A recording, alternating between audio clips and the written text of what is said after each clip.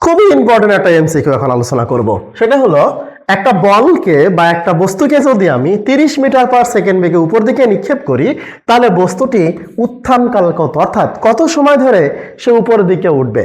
তাহলে আমরা খেয়াল করি, একটা বস্তু ততক্ষণই উঠতে থাকবে যতক্ষণ না তার শেষ বেগটা শূন্য হবে, অর্থাৎ শেষ বেগ ভি এর মান হবে শূন্য।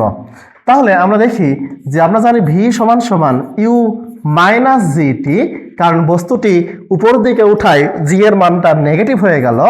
তাহলে শূন্য সমান সমান ইউ মাইনাস জিটি বা জিটি সমান সমান ইউ, অর্থাৎ টি সমান সমান ইউ বাই জি।